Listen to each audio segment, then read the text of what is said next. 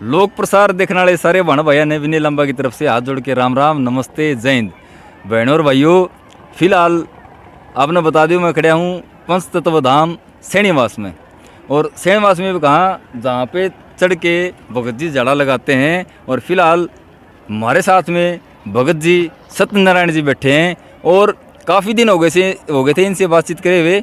और इनसे बात करते हैं और पूछते हैं भाई फिलहाल की क्या पोजीशन है धाम में, क्या फैसिलिटी बढ़ी है, जनता का क्या रुझान से, लोग उतने ठीक हों कौन ठीक हों। तो सारी बात भगत जी से करेंगे, हमारे साथ में बैठे हैं। और बहुत दिनों से उम्मीद लगा बैठे थे भाई भगत जी टाइम दें, इनके पास टाइम तो होता नहीं भाई, तो स्पेशल टाइम निकलवाया है और बात करते हैं। राम राम जी। राम राम जी। राम मेरे दर्शकों ने अपने तरीके से राम राम नमस्ते जो कि मैं करनी राम राम जी। राम राम सबने राम राम। तो भगत जी के मंत्र मार दिए ऐसा के बरा जी, ये ऊपर वाले की देन है सारी, ये भगवान की लीला है बस। जो भी ठीक हुआ है वो आवा हो रहा है। जड़ा भी सुना हाँ, सैणीवास सैणीवास ओम बन्ना सैणीवास पंचतत्व सैणीवास, ऐसा मतलब ऐसा अपने धाम में ऐसी क्या खास बात होगी कि सारे बाबे सारे झाड़े सब क्यों फैल कर दिए? ये भगवान का ही आशीर्वाद है जी सभी, ये भगवान की कृपा है जो कि हमारे आशीर्वाद देने से जनता ठीक होने लग रही इधर। और मैं तो यही कहूँगा सबको कि अभी इधर फसल की थोड़ी बुआई होगी है, बारिश से भिजे, इधर नीचे का पानी कामयाब नहीं है। तो जो भी आने वाले हैं सभी अपने रास्ते से आएँ, अपने धाम पर आएँ सीधे। हमारे इधर कोई पार्किंग का पैसा नहीं है, फ्री में पार्किंग है। तो आप भी जो आने वाले लोग हैं उनसे भी प्रार्थना है कि वो व्यवस्था को सही बनाए रखें। पहले जो यात्री आते थे खेत खाली पड़े थे, जहाँ कहीं भी होते थे वहीं पे अपने व्हीकल खड़े कर देते थे। अभी खेतों की बुआई शुरू हो गई है कि बारिश हो गई है, तो अभी जो रास्ता मैं देख रहा था कि 6 बजे के करीब मैं यहाँ पे पहुँचा था, उस टाइम पे एक झाड़ा लग चुका था और हज़ारों लोग यहाँ से वापस जा रहे थे। और इतने ही लोग यहाँ पे पूरा मैदान खचाखच भरा हुआ था। और इतने ही लोग, मैं अगर सिवानी से बात करूँ तो सिवानी से यहाँ तक जाम नहीं टूट रहा था, इतने लोग यहाँ पर आ रहे थे।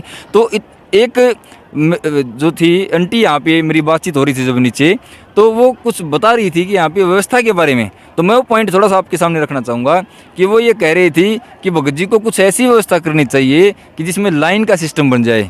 क्योंकि जो मरीज आदमी आते हैं, अपंग अपाइज इस टाइप के जो आदमी धक्का मुक्की में परेशान होते हैं, एक दूसरे के ऊपर चढ़ने वाले हालत हो, तो उस पर थोड़ा सा आपका के पॉइंट आप के कुछ कर सको आपने थोड़ा जवाब मांगा जनता। इधर करना कोई कौन माने जी, सभी बीमार आऊँ हैं, सभी यही सोचते हैं कि मैं पहले आऊँ, मैं पहले पाऊँ। वो काम है इधर का है जी।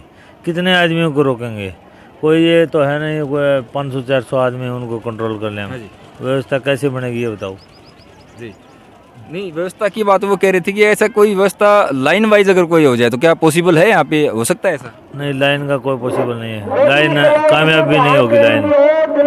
तो मतलब जो व्यवस्था है वो लोगों ने खुद नहीं करनी होगी, वो खुद अपने तरीके से अगर खुद सभ्य रहेंगे, खुद व्यवस्था बनाएंगे, तो मेरे हिसाब से व्यवस्था नहीं फैलेगी। खुद ही अच्छी तरह से नहीं रहते, आने वाले हैं वही व्यवस्था खराब करते हैं।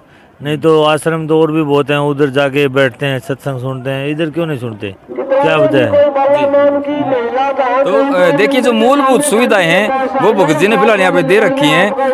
पूरा ग्राउंड दे रखा है बैठने के लिए, एक पूरा ग्राउंड यहाँ पे लगभग 2 एकड़ से ज़्यादा में यहाँ पे पार्किंग है। और कह रहे ये पार्किंग भी यहाँ पे बिल्कुल फ्री है।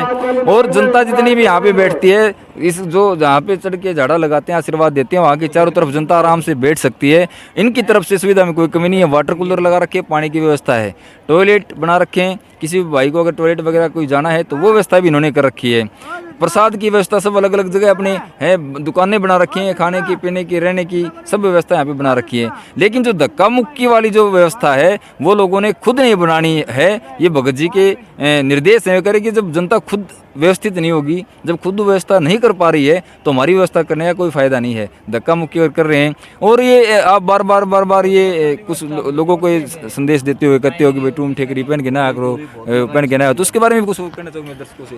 ये देखते हैं सोने के लिए तो इसलिए बोलते हैं, सोना अगर किसी का टूट जाए, रास्ते में भी गिर जाए, तो वो इधर हमारे को आके बोलते हैं कि मेरा सोना गिर गया या तोड़ दिया, ऐसे बोलते हैं। तो इधर रेता का सिस्टम है, रेतीला सिस्टम है, तो किसी का टूट जाएगा तो इधर मिलेगा नहीं। अगर पक्का सिस्टम हो तो इधर मिल जाए किसी को, तो वो दे भी दे। रेत में कौन देगा इसको, किसको मिलेगा, कौन ध्यान करेगा? तो मैं तो बार बार ये कहता हूँ भाई सोने का इधर क्या काम है? अपने घर निकाल के आओ, पैर लो, घर जाके फिर वापस पहरे जाएगा वो। तो इधर अपने सामान जो भी लेके आए वो खुद ही जवाबदार होगा, उसका हम जवाबदार नहीं होंगे। जी बिल्कुल, देखिए बिल्कुल बात भगत जी की बिल्कुल सही है। यहाँ पे जो हम पहन के आते हैं सोने के गहने, चांदी के गहने जो है वहाँ पे किसको दिखाने के लिए आते हैं? इतनी भीड़ होती है यहाँ पे, धक्का मुक्की में टूट के गिर सकता है। और बालू मिट्टी यहाँ पे है, अगर एक बार किसी की कोई चीज़ गुम हो गई तो चलने लेके चलने से भी नहीं मिलेगी वो चीज़, ठीक है। तो किसी को नुकसान हो उसमें दाम को भी दुख होता है, और जिसका है उसको तो दुख होना ही होना है। और घरवाले जाके उसको वो ये कहेंगे कि वहाँ पे क्या करने के लिए पहन के गए थे, और यहाँ पे भी हमें दुख होता है। तो कृपया ऐसा कोई भी जो आभूषण है अपना सोने का चांदी का वो पहन के ना आए। पहन के आना है तो आर्टिफिशियल पहन के आ सकते हैं, और लेकिन यहाँ पे आए तो वो अपनी उस चीज़ का स्वयं जिम्मेवार होगा। दाम की इसमें कोई रिस्पॉन्सिबिलिटी नहीं है, कोई जिम्मेवारी नहीं है। और यहाँ पे आके बताया भी मत करें कि मेरी ये चीज़ गुम होगी, क्योंकि शख्स बार बार रोज़ाना तकरीबन 10 से 15 बार भगत जी खुद ये कहते हैं कि यहाँ पे आभूषण पहन के न आएँ। तो भगत जी अभी मैं बताऊँ, ये जो रास्ता है अभी तो बारिश होगी, ठीक है, तो इसका कुछ है प्रावधान, कुछ पक्का होने का है? खुद का अपना पर्सनल है या पूरा? ये पर्सनल रास्ता है जी, वो जो मेन है मेरे गांव से मोतीपुरा रास्ता है, ये पक्का देखो अभी सरकार बनाएगी नहीं बनाएगी। मेरे ख्याल से तो पानी की व्यवस्था नहीं है हमारे पास, सरकार तो क्या बनाएगी अभी तो मेरे ख्याल से। तो आप हम तो 3-4 बार सरकार को नोटिस दिया है इस चीज़ में। जो जनता के लिए इतना आप कार्य कर रहे हो, लोग ठीक हो रहे हैं, तो सरकार से भी कुछ अनुरोध करना चाहोगे आप? कागज सब कुछ दे रखे हैं, हमारे पास पानी की व्यवस्था नहीं है। अभी 2-3 दिन से तो मैं इतना परेशान हूँ कि गांव की जो डिग्गी है वो भी पानी के लिए खाली है, दूसरे गांव से पानी मंगवाते हैं जी। तो और क्या क्या आपने डिमांड करी है गवर्नमेंट से कि मतलब ये चीज़ थोड़ी हो डिमांड? जाए, ये तो पानी लोगों को की सुविधा हो जाए, अपनी पानी की और रास्ते की करी थी जी, ये 2 ही काम को नहीं होने लग रहे हमारी तो। तो किसको, डीसी साहब को दिया था उपाधि हम को? तो जो भी देना सबको दे दिया जी, हमारे तो व्यवस्था का काम इधर है नहीं कोई। तो मेरे चैनल के माध्यम से आप गवर्नमेंट से कुछ स्पेशल अपील करना चाहते? मैं तो जी किसी नहीं कौन कहूँ, मैं तो जो भी काम चल रहा है वैसे चल रहा है। मेरे को सरकार ये बोलेगी बंद कर दे, उसी दिन हम बंद कर देंगे जी इस काम को। हाँ बिल्कुल, देखिए जी भगत जी थोड़े से परेशान दिखाई दे रहे हैं, क्योंकि व्यवस्था इधर जो रास्ते की है, जो गवर्नमेंट को भी कई बार गुहार लगा चुके हैं, लेकिन सुनवाई थोड़ी नहीं हो रही है, क्योंकि लोगों को आने जाने वालों को समस्या हो रही है। ये तो डेली का इधर से इनका खेत था, आते थे जाते थे। आने जाने वालों को अगर कोई सुविधा हो जाए तो उसमें दाम का भी नाम होता है, एरिया का फ़र्क होता है, और गवर्नमेंट का भी कुछ कार्य करके दिखाए तो गवर्नमेंट का भी इसमें सहयोग माना जाएगा। तो भगत जी अभी मोतीपुरा श्रीनिवास का मेन रास्ता बताया गया है, लेकिन ये भी बिल्कुल कच्चा है। इतनी बालू मिट्टी है कि व्हीकल्स 2 पहिया तो है बिल्कुल भी नहीं चल पाते, 4 पहिया भी फंस के खड़े हो जाते हैं यहाँ पे, तो काफ़ी बार जाम की स्थिति बन जाती है। भगत जी काफ़ी दुकानें जो हैं पक्की बना दी गई, तो यहाँ पे इन दुकानों में क्या व्यवस्था रहेगी? दुकानों में खाने पीने की होटल हैं, चाय की है, प्रसाद की है।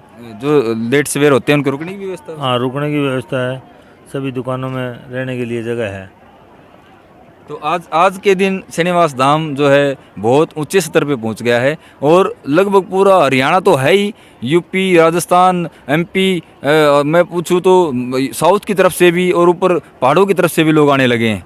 हरिद्वार से ऊपर हिमाचल के लोग भी काफ़ी आए हैं, उत्तराखंड के लोग भी आ रहे हैं, और उधर साउथ से देखो तो नागपुर से और मुंबई तक के लोग यहाँ पे आ रहे हैं, काफ़ी लोग घूम रहे हैं। तो मैं ये कहूँगा कि फ़िलहाल हम अपने को किस स्तर पे पा रहे हैं, क्या मान रहे हैं कि कुछ भाई इतना तो पड़ रहा तो मैं 70-17 बेरों को नहीं, बाकी अपना झाड़ा आशीर्वाद दे हर बस जी।